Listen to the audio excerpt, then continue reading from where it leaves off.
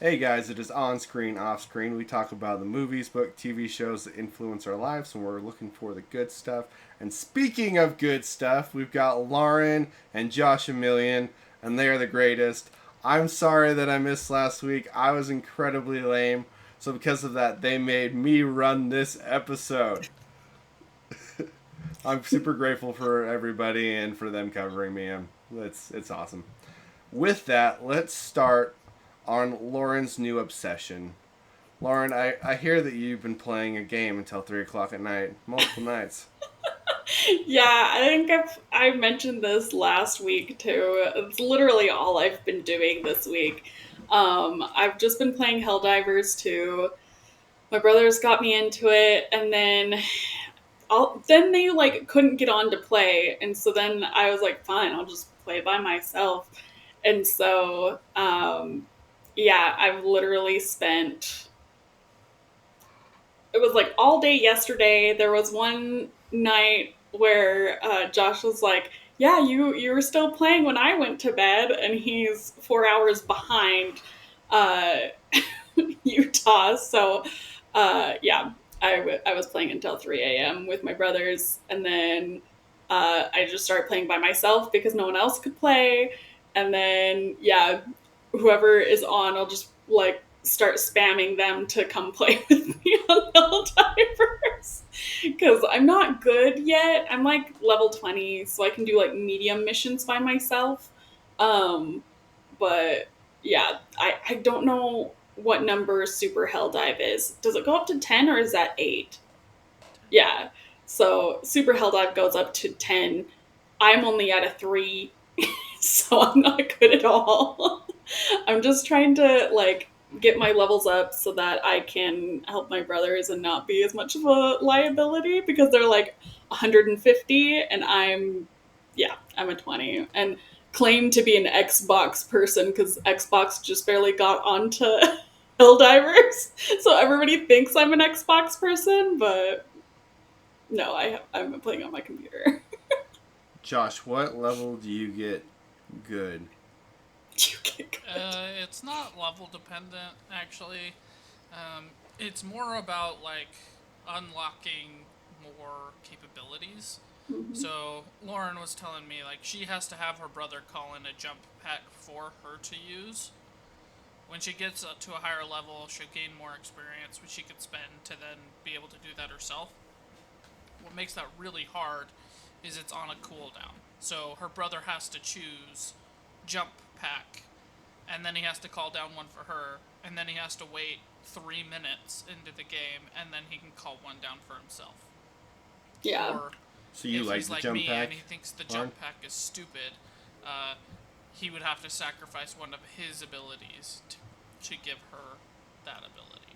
Yeah, but now I'm to the point, and I think it's level 25. Basically, you unlock everything that Hmm. you can get, but then with like experience points, you get to buy more stratagems. So, like, you can buy the jetpack or things like that. I now have the jetpack.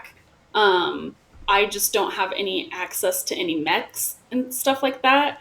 So, but I have enough things that my brother doesn't have to call stratagems in for me anymore.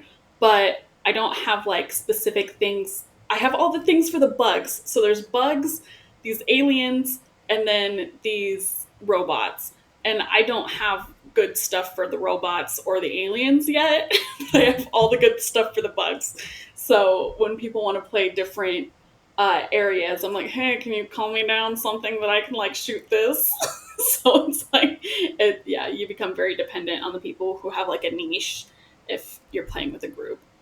So, but I'm not dependent on the bug area because I figured out how to take down a dragon roach before my brother did. So, just gonna say that. Nice.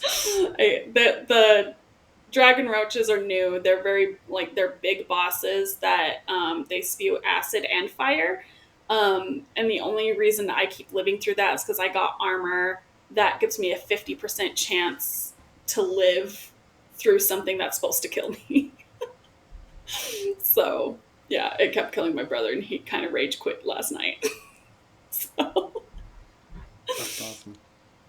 But it So sounds like here's- you're having a friggin' ton of fun. What are you gonna say, Josh? Oh, I was just gonna say that's what I want to talk about. Is like originally, Lauren was like, "This game sucks. I have to do a freaking secret password to do anything. This is so stupid." And now she's like, "This game is awesome. It's so awesome. I'm gonna play it by myself till 3 in the morning." So, Lauren, why don't you walk us through the enlightenment that you have come to? Okay, one, I first was playing with a keyboard and mouse, and that was way harder to play for me. Strong disagree. Continue. Because I switched to controller and it clicked way faster for me, and it's way faster for me to play with a controller. And it's funny because I have a brother who plays with the keyboard and mouse and a brother that plays with the controller. So, uh, they like when I first came on with the keyboard and the mouse, my one brother's like, "Yeah, the superior way to play." And then I switched over to the controller, and my other brother was like, "Yes, she's on my side." But honestly, moving from to a controller made it more enjoyable for me, because it didn't feel like as much was going on. And then the first time I played, I didn't realize that they were just having me do super hell dives. So I was just dying immediately all the time. And then this last go, they actually put me on a level where it was very slow for them, but it was chaotic for me trying to figure out everything, but it was to my level to where I could understand how to play the game. Because yeah, I didn't know how to call the stratagems down because I didn't know how to pull the cheat sheet down to see what your stratagems things were. So I just thought Wow. everybody memorized it immediately, and I was like, "This is insane! No, like I can't memorize all these stratagems." And then with the controller, it's just a right bumper. It'll tell you all the stratagems that you can call down, and I'm like, that is so much easier. So yeah, it was just I didn't understand the game beforehand, and then now my brother's like actually showed me how to play it. So it's fun, and I normally don't like shooter games, but I mean my accuracy is 50%, so I still suck. But Do you feel like you're getting better at them from playing this? no, No. I don't. I just spray and pray. I have a machine gun. That's just all I do. So I'm like, there's enemies. I'll just keep sweeping the horizon until they're dead. I wonder if playing this and having you get better and better at these shooters will have you upgrade what games you like, and we can leave things like Sims in the past. No, Sims is always goated. I will never leave The Sims. Speaking of The Sims, no, I'm just kidding. Can we I won't not go say there. that? Can we just? I mean, like, I get you like The Sims. Okay, I can accept that. Can we not call it goated? Like, can we Nope. not say that? I won't say it in your presence, but I'll forever say it. Lauren, it's just wrong. It's just wrong. I don't see why you guys hate it so much. I get that it's not like your cup of tea, but like I don't understand the absolute like hate. Josh for wasn't it. even hating on it right there. He's just like, not goated. I think that is completely fair. Well, no, you guys are just saying that like I should not play this game and I should steer away from that game, but I don't understand why you guys like hate it. I understand not wanting to play it, but like the absolute hate you guys have for this game. I think mostly we just give you crap for it. I don't know, Josh might disagree. He might be like, it's truly the devil. I hate everything Sims. Sims is the worst thing since, I don't know, since hell was invented. No, it's just fun to hate on. It is fun to hate on. That's cool. I'm glad you're having a good time with it. What do you rate Helldivers? Josh says I rate it 9.9 out of 10. He wrote that in the notes. What do you actually rate it? I would probably say it's a 9 out of 10 right now. Okay. So, So, isn't that what you gave Sims? I don't Helldivers know. is as good as Sims, guys. Helldivers is as good as Sims. Sure. That's pretty awesome. Oh, cool. I'm glad that you're having a good time with that. That's absolutely awesome. Let's go to our next game, one I'm very interested about. Josh, let's hear about Silksong. Okay, I'm going to make a claim I will never make for any game ever. Okay. And that claim is guaranteed success. Okay. I can guarantee that this thing is going to be extremely successful. And that's not something I would say about any other game ever. Why can I say that? Well, it's more Hollow Knight, and Hollow Knight is great. Conlon Okay. doesn't love Hollow Knight quite as much, but he likes Hollow Knight. How would you like more Hollow Knight, a little bit more challenge, and have it only be $20? New. Day of release. They could have charged $60 for this game. They did. Without a they're doubt. Charging $20. 20 seems almost too low. How would you like Hollow Knight with better music? That's How compelling. would you like Hollow Knight with better visuals? How would you like Hollow Knight with more diverse villains? How would you like Hollow Knight with more challenging bosses? Depends on the challenge of the boss. And again, it's only $20. It is way more challenging. It is significantly more challenging. If you struggled with Hollow Knight like I did, you're really gonna get frustrated with these bosses. You think it's fair challenging so far? But it's fun. Okay. Yeah. Okay. Yeah. The biggest challenge for me is that they changed the downward strike to an angle, so it takes a lot more skill. Okay. Takes a lot more skill. Why do you think they charge $20? That's very weird to me. I find that weird. They've been working on this game for years. They're an indie developer. It was made by a group of 5 people. Okay. It's just them charging what they would want to pay for it. They made a game that they want to play. They're charging what they would want to pay for it. I love it. I think it's astounding. I think they know they could have charged $60, but said no. We don't want to be doing that just because we can. Yeah, I still would have charged like $40. Well, good for them, I guess. Hopefully it doesn't screw them in future developments. I just want them to have the money to be able to make a third one. Because people love these games. They already do, Conlon. This is so popular, it crashed the Steam store, the Sony store, the Xbox store, and the Epic Games store. That's crazy. I was gonna say, every time I've been on Helldivers, you've been on Silksong, so... Not every time, but yeah, it's a great game. It's a ton of fun. I'm really liking it. I'm not very far into it because I am struggling. I do suck at the game.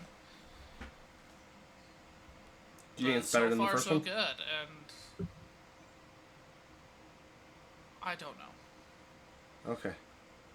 I've beat the first one. The first one has the indie charm, the things that do it.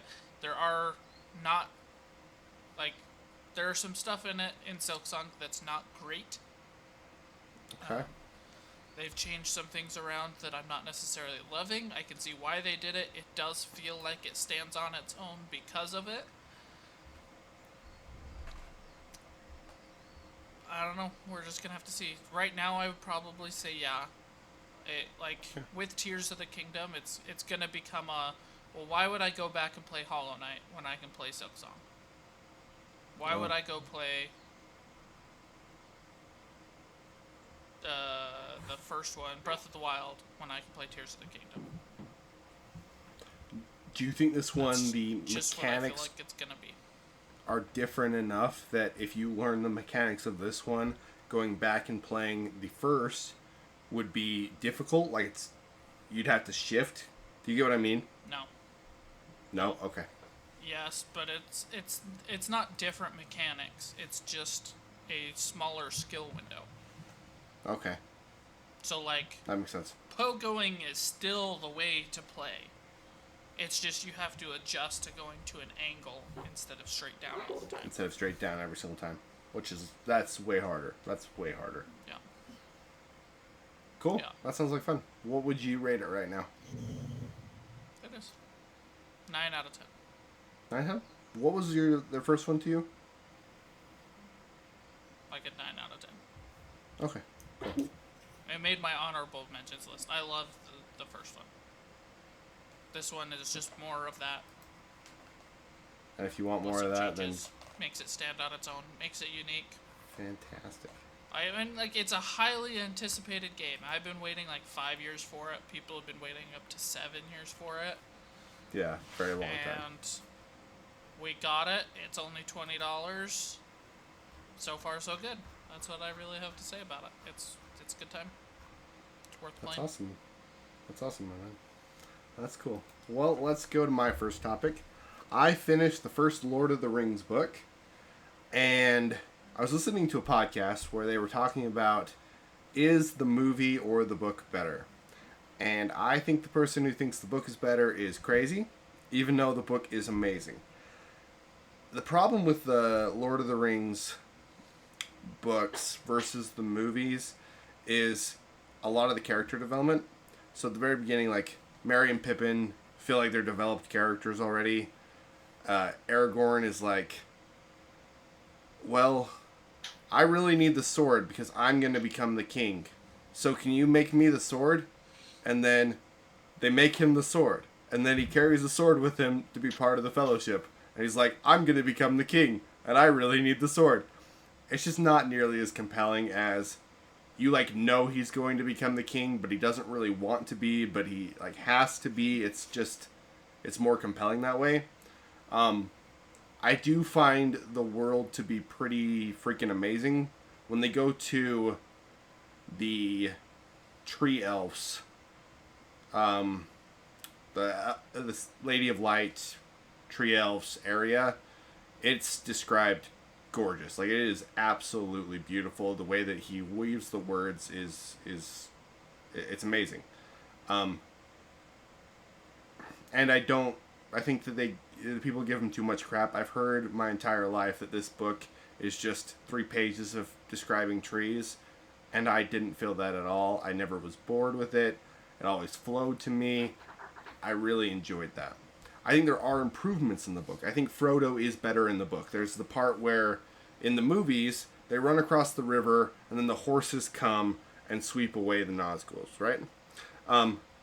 In this one, Frodo stands up for himself, which I really, really appreciated. Because in the movie, he's kind of feels like a passive character. In this one, he feels like he's fighting for his self, and I appreciate that in the book a lot. There are these really good moments. There are moments where it's worded really well, but the development of the characters is not as interesting, and to me that is such an important part of the story. How do I develop and how do I connect with these characters? What is their journey? And the journey hasn't been quite as satisfying. I am going to continue reading. There's a lot of greatness. I can understand why people love it. The world is crazy developed. The fact that he had to create what an orc was in people's mind is nuts. Like, it's amazing. It's astounding when you think about what he had to create to be able to bring this story to life. But so far, movies are better, in my opinion. Do you think the reason that you don't think it's 3 pages of describing a tree because you're not actually reading it?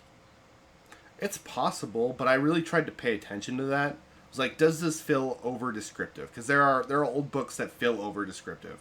The Man in the Well, or whatever it's called, feels over descriptive. The one where they're hunting for the well, is incredibly famous. What is it called? Moby Dick. Moby Dick. So overly described. It's not even funny. The Tale of Two Cities feels over described to me. There's a lot of old English from that time period that feels over described. This did not to me. Like, I got a picture of what it was. It was a beautiful picture. They moved on, kept the story flowing. I never felt like I was like, okay, let's get to the story. Let's go. Let's move. I never felt that way. Okay.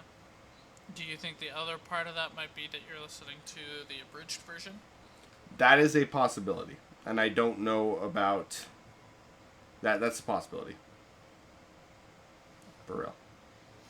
Also, what would you rate the first book on a scale of 1 to 10? Let's give it like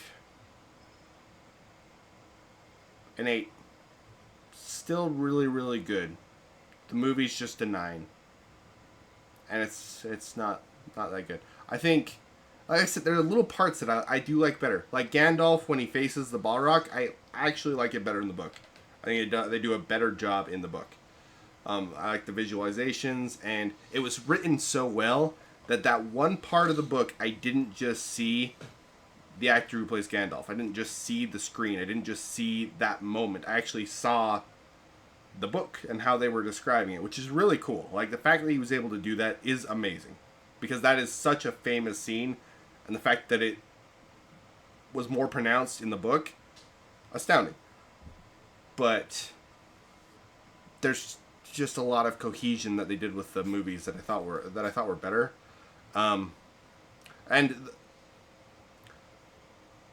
there's a lot of moments in the books that I think are solid, but the movies are so impressive because they took this script and they took a lot of these famous lines, completely changed when they show up, but they still work so well. And in the movies, they wrote lines that people think are Tolkien, but they're not. And that is astounding. But it fits into the movies so well, and it fits into the voice of the original author amazingly. Like, it's incredible. Very cool. Yeah. I'm excited to get through it myself. Yeah, you'll have to let us know what you think. I think you'll still like it. It's still very well done. With that, let's go to you guys' shared topic, this bed we made. Lauren, go ahead, go first. Well, I don't want to ruin it for you because we want you to play it. That's totally fine. You're not gonna ruin it for me. It's interesting because Josh is like, oh, it's a cleaning simulator. And then the first thing that happens is you walk into a police station. And I was like, yeah, I knew there was going to be a twist when he was like, oh, I just want you to play this. No other reason than I want you to play this. And so I actually did really like the cleaning aspect of the game, though. And having been a custodian for so many years, I was like, it was funny. Josh was watching me play it, and I was like, oh, all of their toilet. I'm like, they all have their toilet paper, and he's like, what? And I was like, it says on the thing that I need to replace the toilet paper if it's out of toilet paper, and they didn't give me a chance to replace the toilet paper. I wanted to be the best cleaning lady there was. And so it was, but it has a lot of reading in this game that I wasn't aware of, but I'm not mad about. I really liked reading all the mysteries because you're going into these rooms and you're reading about all of the people that you're cleaning the rooms for. And I was like, yeah, I'm really like being a snoop apparently. And then I just kept playing, trying to get 100% of this game because there's several different ways it can end. And there's a lot of things that you do that influences what happens in the game. I think I read online that there's 27 different variations of the end. Wow. So it's fun. There was one character that Josh was like, are you gay? Did she turn you gay yet? And I rejected that character, and he's like, gay. She turned half gay? Is that what you said? No, Josh said. She turned me lesbian for her. Yeah, because your character is a girl, and there's another character that's a lesbian, and she like falls for you, so you can like. But I dodged that while Josh was watching. He's like, "How dare you? How dare you reject her?" She chose her as her ally and then rejected her by saying, I'm a lesbian, just not for you. No, okay, Just that wasn't messed until up. later because it was like, oh, sorry, Messed I up. don't feel that way. And then at the end, I was like, oh, maybe I can reconcile. And so she's like, oh, actually, I am lesbian. And then she's like, cool. And then they just stayed friends. I was like, okay, well, I mean, if it was any better, I went to jail that time anyway, so I wouldn't have been able to be with her. Uh, it's pretty interesting. It had me like wanting, like I think I replayed it 4 times in a row, like trying to get all the Wow. different things. So yeah, it's I really like this game. Anyway, Josh, your Cool. experience. Yeah. So, to get more of the story, I came across this on TikTok. And the TikToker Okay. was like, when you thought you were playing a cleaning simulator, when? And it shows the bathroom with the pictures. And I was like, oh, okay, so this is going to be a cleaning simulator. You're going to discover that there's this mystery, and it's going to be a little bit more. And so I thought to myself, I bet that experience would be made better if you had a similar experience where you thought you were just playing a cleaning simulator. So last week, I was like, hey, Conlon and Lauren, or not last week, 2 weeks ago, I was like, hey, Conlon and Lauren, you guys should play this game without looking into it. Little did I know, the very first thing that it shows on the scene is this words thing that's like, just so you know, every decision you make is going to make an impact. And then it's the main character walking into a police station to talk to a detective in an interrogation room. So I was like, okay, so the person who made that TikTok is either misleading people or a moron, because if they thought they were playing a cleaning simulator after that, they're wrong. That being said, this is like a 4 hour at most game Yeah. with 27 variations of an ending. That's really cool. Every single decision you make does matter, from how much you clean to what you do with the pictures in the bathroom, and what you do with the stuff in the safe, and how you solve puzzles, whether you solve puzzles, what you do things. You can even have variations during the game. So while I was watching Lauren play, we discovered that during a certain puzzle, if you do something specific, it will knock the lights out. I did not have that experience because I solved the puzzle correctly the first time, because That's cool. I am smart. No, I'm just kidding. I was cutting corners and accidentally found this. Yeah. It freaked me out. Freaked her out, but she was telling me about it, and I was like, I have no idea what you're talking about. Because when she told me the lights went out, I was like, okay, she's at the end of the game. No, she still had like a quarter left, because she had triggered this thing to happen that I didn't get to experience. Charming little like single playthrough. You just get to sit down and enjoy it. The cleaning itself is satisfying, mostly because they don't make you scrub toilets or anything disgusting. It's just like, do, it's done. Click on the trash and it's cleaned up. Gather the cups, go put them on the cart, right? So, I really liked it. I would say it's like a stepping stone if somebody doesn't want to sit and play through like Detroit Become Human, because that's like 30 hours. You could be like, hey, here's this game we can sit and play through together that's only a few hours, and right, like you could sit down with Sid and you guys could have fun snooping into people's stuff, reading about their lives, trying to figure out what's going on, and have fun with it. And it would take no more than a night or two, and that's good. That's good. And That's awesome. then you can come to me and be like, hey, did you have this happen? And me be like, no, I did not. That's crazy. Because, there's really ultimately like 6 different endings, but each one has its own set of variations, which is kind of cool too. That was cool. But yeah. I like games like that. that. It's a good time. Yeah. Okay, what are your ratings, guys?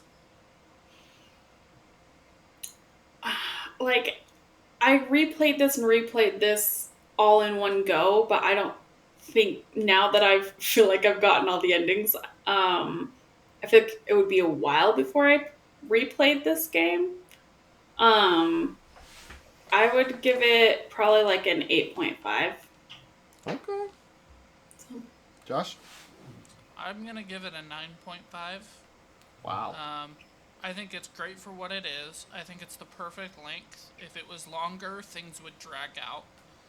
If it was shorter, you wouldn't really get invested. It's perfect for what it is. Yes, Lauren's right. It's not going to be one that I'm going to replay, but it's such an easy recommendation. Hey, do you have $3 and want to spend 4 hours on a pretty interesting mystery that involves your character that you can replay over and over and over again because of all the different endings that happen? So you can just, I've got a few hours to kill. You can just, it's perfect for what it is. Cool. It doesn't need to be replay all the time, but you can just give it a shot. And Lauren played it for 3 days in a row or 2 days in a row. It was 2 days in a row, yeah. Super cool. 8 different times or something. I don't know how to give it less than a 9.5 when it gets that kind of reaction, right? I mean, I only bumped it down because when I was trying to get the 100%, it was very unclear of how to get this one thing, and it was very to get 100%, you have to play it through at least 4 times. And so that's why I knocked it down, because now I've started realizing I like to hunt 100% games that I like. And so it was really hard to 100% it. More hard than I think it should have been to 100%, and that's why I brought it down. But okay, cool. And the saving's weird. That was sorry, but the saving things is weird. You can't have it will save through your one playthrough, but if you start another playthrough, you're starting a new playthrough, and your old playthrough's gone. At least that's what happened with me. So just those little things is what brought it down for me. But gameplay and actual game, yeah, it's great. Awesome. I will play it for sure. That sounds fantastic, guys. That sounds fantastic. All right, let's go to my final topic. I think, did you review this last week, Lauren? Yes. Okay. I'm reviewing Elio. I missed last episode. What was your general thoughts on it? Hated it. No, just kidding. Okay. I was we're gonna disagree again. Woohoo! No, I liked it. I think we were talking about where it fits in the Pixar, and I said it's at the bottom of my favorites. So, okay. I thought this movie is wildly underrated. This should have been much, much bigger than it was. It's a lot of fun. My only problem with this movie really is the ending. Because at the end, I was like, are you kidding me? You finally found a family that accepts you. You have technology to be able to beam back to Earth whenever the heck you want. It's not like you're saying goodbye to your aunt. And you get to be the freaking leader of Earth, and you're like, nah, peace. I'm going to go shovel manure on Earth or whatever he's going to do. I don't know. I did find it funny that I was like, oh, because she definitely defied orders in a government setting, so she's probably going to go to jail. For Um, sure. I thought that she was going to stay with Elio on the spaceship and that they were just going to travel the stars together because she always wanted to be an astronaut. That was Because, my thought that would too. make sense. Yeah, so I agree with you there. The ending did not make sense in that aspect. Yeah, I was like, you want to be an astronaut. Like, that's your whole goal. That's your character arc, is being an astronaut and being a new mom to this kid. Why would you not fulfill your character arc and be the mom to the new leader of Earth? That'd be sweet. Mm-hmm. And I don't know what lesson they were trying to go for at the end. Like, you create your own home or something. But if opportunity comes knocking, go create a home over there. That's awesome. Anyway, Ditch Earth. ditch Earth. Go to like you have an opportunity. Go for it. I'm sure Lauren talked about what the story is, but basically it's a kid who loses his parents. He gets adopted by his aunt, and he wants to be taken by aliens. He wants to be able to get away from Earth. He wants to be able to be free. And it spoke to like the little nerd kid in me of like wanting to find a place to belong. And they've done the wanting to belong story a million different times. Pixar is very common with that. But it's very satisfying. Like, the entire time. You're just bought into this story. You're bought into the adventure. I love the adventure aspect of this. I don't think, as it goes along, he gets kidnapped by these aliens. He convinces them that he's the leader of Earth. And then this group of other aliens, who's a warlike alien race, they're going to attack. And it's up to Elo to convince them not to attack. He becomes friends with this alien dictator's son, and they have a good buddy relationship that I don't think is as satisfying as what they did with the one with the mer people. What is it called? Luca. With Luca. I think Luca is better done with the Mel relationship that we don't see very often. But I still appreciate the fact that they had a Mel friendship when a lot of movies just don't do that. Or they do it very, very poorly. This one felt good. Just not quite as good as what they did before with Luca. The animation is absolutely gorgeous. I talked about... did you talk about the animation on Lauren? You probably did. I actually don't think I went into detail, but I mentioned that like it was really good. The part where he goes back down to Earth and the moon is on the ocean just blew my mind. I literally watched it twice. I was just like, how did they do that? The way the light cascades off the waves, I thought it was astounding. The music is really good. I liked all the characters. Everything was endearing. It felt like a good Pixar movie. It's not up with the greats of like a Toy Story 2, a Cars. But for me, it's pretty close to like a Monsters Inc., which is a pretty big deal. I liked it about that much. That's I'm not insane. I'm not as big a Monster Inc. fan as a lot of other people are. I'm just not. I still realize it's a great movie. I think this one is close to that. I think Monsters Inc.'s better. That's By fair. a lot. We were just talking about male friendships. Name a better one than Monsters Inc. You're right. Eldorado. Eldorado's Oh, Pixar. Pixar. That's the best one. That's fair. That's fair. Why don't I like Monsters Inc. as much as other people do? I don't know. Go watch it again. I bet you haven't watched it in a while. I bet you watch it now and you'll be like, oh yeah, this is way better than Elio. Okay. Maybe, because I haven't watched it in a long time, but everybody loved it when we were kids, and I liked it, but I didn't blow me away or anything. I liked it. Thought it was good. It's a good movie. Monsters Inc. is a great Pixar. It is up there with Cars and Ratatouille.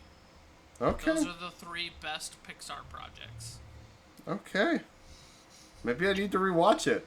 I need to rewatch it, obviously. I haven't seen it in a long time. Like junior high. It's been a long time. Yeah, the thing that you mentioned of like it's find where you belong type thing. I think other than Lilo and Stitch, this is like one where the parents I feel like were brought into why they felt alienated of like not belonging. That's a Um, really good point. and so I think that's why that worked and why it was good, because it showed the parents like the thing that I liked about this movie was it wasn't really up to the kids to try to fix the relationship. You saw the parents trying to like fix the relationship with the kid instead of the kid saving the day. Uh, You're seeing the stress on both sides of the mm-hmm. equation instead of just one. I love that point. That's a great point. Yeah, yeah, because like I liked with the aunt when she noticed that Elio wasn't Elio and was the clone. She was like trying to act like everything was cool, but then she was staying up all night like trying to figure out what is wrong with this kid because she's like, that's not my kid. And and then like the dad too, like he real of the worm, he knew that his son was like this kind-hearted thing, and he was like trying to protect that for a while, but like the kid didn't understand. Like the kid wanted to be make his dad proud, but the dad knew that the kid wasn't really into it and was letting him be that worm for so long, but there was like that little bit of miscommunication that was happening. So yeah, I think this, I'm kind of talking up more than what I did last week, and I'm actually thinking that I like it more now that I'm realizing these little aspects of it. But yeah, I think that's why it speaks so much, and why I was telling Josh I cried at the bit where the dad like breaks out of his armor to like go hug his son. It's uh amazing. it's so good. I bawled during that, and I loved the choice that there was no dialogue. I loved that choice that there was no dialogue there. Too. um but yeah, anyway, so it was good. I think people should watch it. I don't think, like you said, I don't think like it's one of the greatest things to ever grace the earth, but I think people should watch it.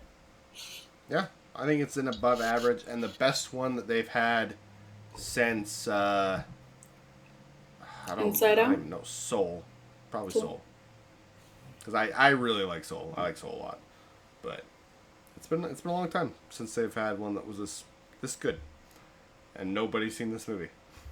This did not get no one went to the theater for it. And nobody saw this movie. That's a shame. I am gonna give it just below an 8 is where I was at. I was like 7.8, something like that. Just below. I thought it was quite good. I would rewatch this movie. And with that, let's go to our shared topic. And Lauren, who suggested this topic? It was Lauren, right? I suggested it. I've already reviewed it on the podcast. Oh, So I don't remember that. Okay, we'll go with Josh first. Such care and attention coming from Conlon. Absolutely.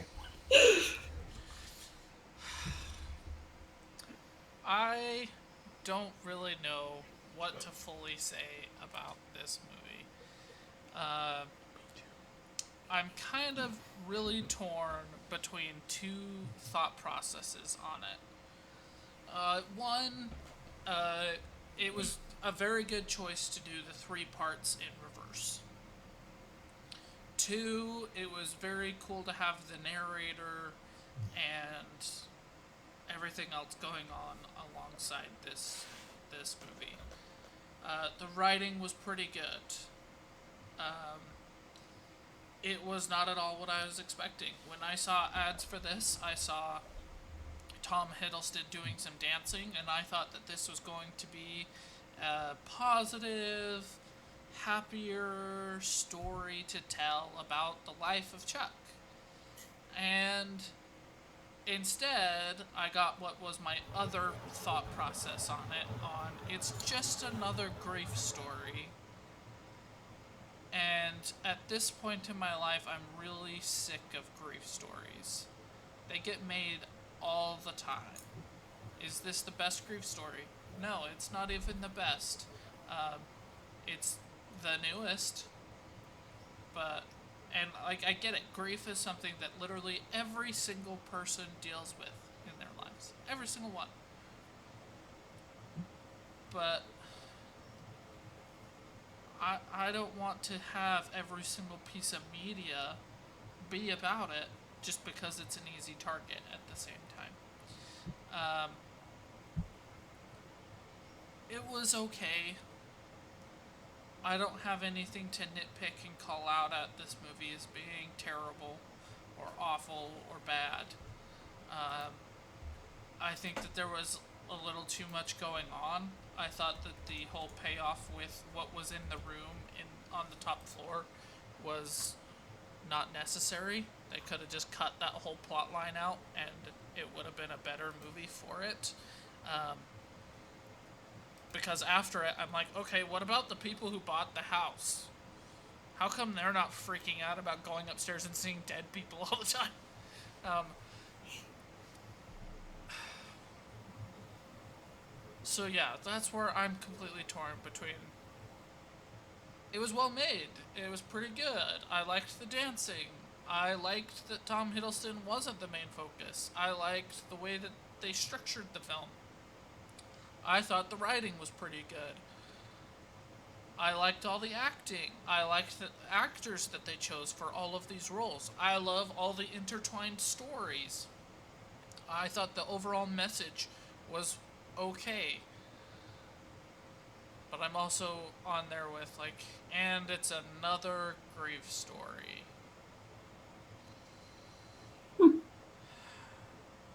Interesting. So that's where I'm at. Conlon, Okay. What's your rating before I talk about it? 6 out of 10. Okay. I'm going to start by saying it is a shame that Matthew Lillard hasn't done more serious roles. Because my favorite part of this entire movie is the moment where he's freaking out about the end of the world. I think he acts that so freaking well. And I loved it. I thought it was great. And the entire time I was at the beginning of this, I'm like, this is the chillest apocalypse movie I've ever seen. Oh, that's backwards. What does that say? My only notes I wrote down during this movie was, I don't like seeing Matthew Lillard depressed. He does a great job. I just don't like it. Be happy, Shaggy. No, I loved it. I wish we would see some, like... Shaggy. Because he's always the goofy dude, and I've never seen him like that, and I was blown away. At the beginning of this movie, I was like, this is the chillest apocalypse movie I've ever seen, because I hadn't seen anything about it. I didn't remember Lauren talking about it. I didn't remember an ad. I remember nothing. I was like, I don't know what this is about. And then they're having an apocalypse. So I was like, why is there a freaking dancing guy on the cover? Like, what is going on? What am I watching? And the entire world is falling apart. And the idea that something really dies when somebody dies, I loved. And I loved the artistic portrayal of that. This is the most artistic, artsy type movie I think that we've ever reviewed. It feels very artsy. The idea that you have all of this inside of your head and you are many, you are expanded, you are more, was well done and it was well portrayed in a form that worked to portray it. Like, I actually don't think this would have been as good as a book, even though it is. I would kind of want to read it, but I think that they would do better with the visual medium because it portrayed this idea of you being part of something bigger, of part of this expanse. And then you get past this first act and you're like, okay, what's going on? And the second act is a little slow to me, to be completely honest.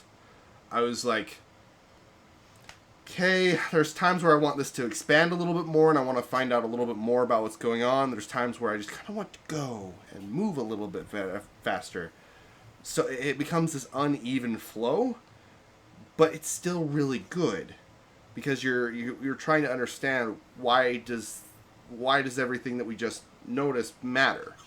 And the idea is that this world is inside of his head and the person is dying. And that matters.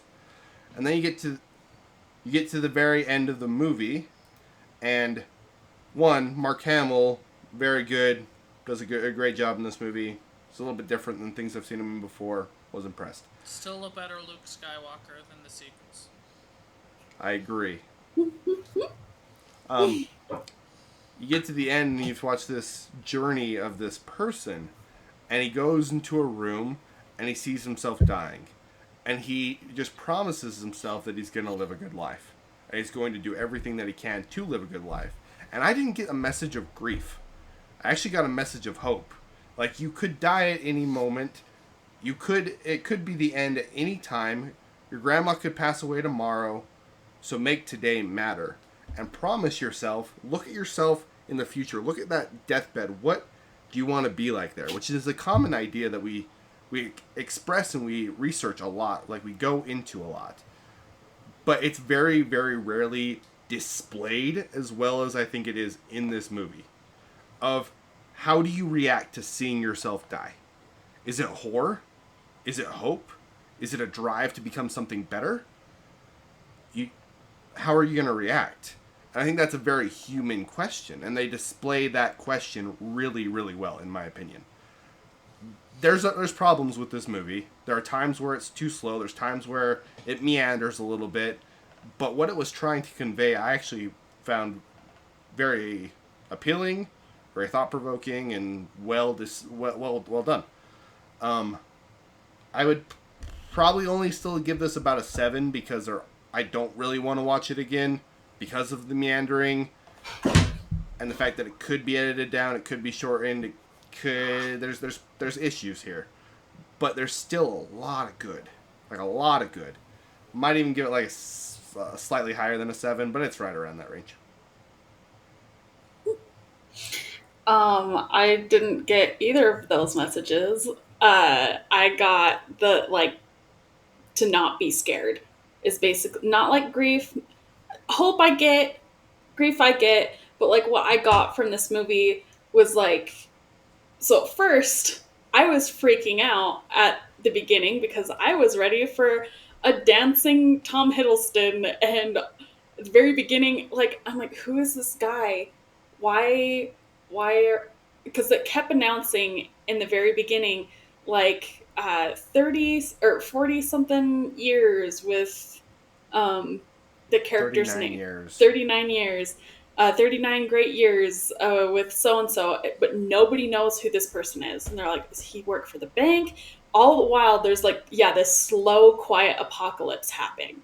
And I knew that it was a Stephen King story. And so I like turned to my friend, we're in the theater, and I turned to my friend and I was like, did they do like a little flip and try to get people who normally don't watch horror movies to come into a horror movie?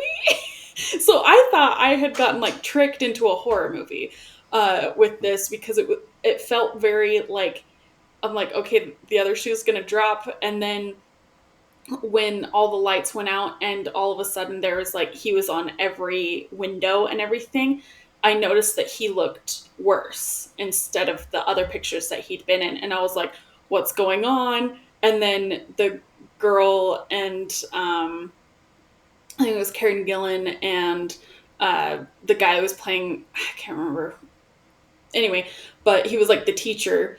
When they were like sitting there, they were kind of scared at the end when like all the lights started going out.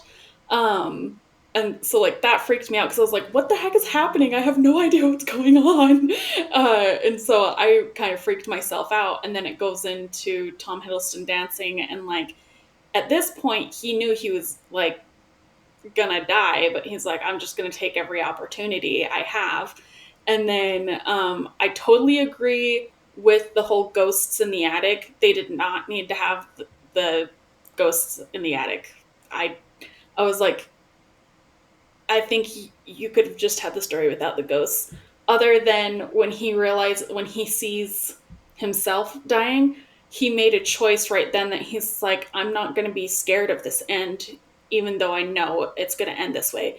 Because like his grandpa, or no, his grandpa Grandpa. was scared of every single ending and was always trying to stop it or and like I feel like in every other story, if people see their ending, they're always fighting tooth and nail and they're terrified of that ending. And he made the choice to be like, I know what's going to happen. I'm not going to be scared and I'm going to live it up anyway. I'm not going to try to fight it. I'm just going to choose not to be scared and I'm going to live my life. And so like I think it was very interesting because like I was very scared at the very beginning of this movie, and then at the end I wasn't, and so it worked for me because I was so unsettled at the very beginning of this movie, and then they brought in that piece for me to breathe a little bit, and then in the end it was like, yeah, don't be scared. I can see where you got the grief from. I can see where you see the hope from.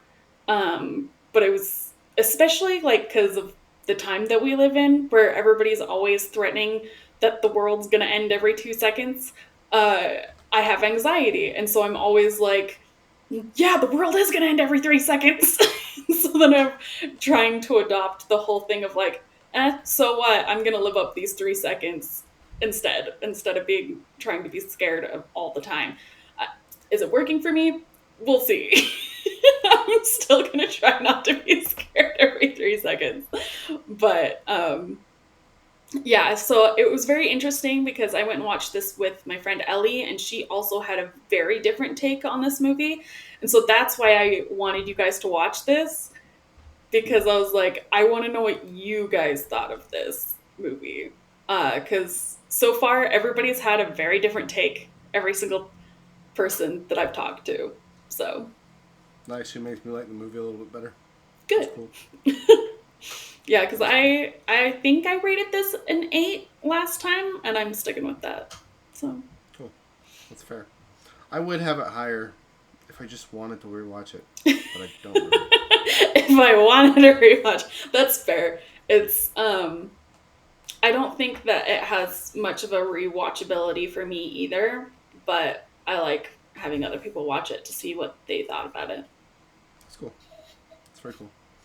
With that, guys, that's going to be our episode. We appreciate you watching. We're grateful for you. If there's anything that you want us to watch, anything that you think that will be divisive between us, I love these deep conversations where we get to talk about what we think, how we react to art. It's interesting to me. We appreciate all of you. Have a better tomorrow than you did today, and just keep going forward. See you guys.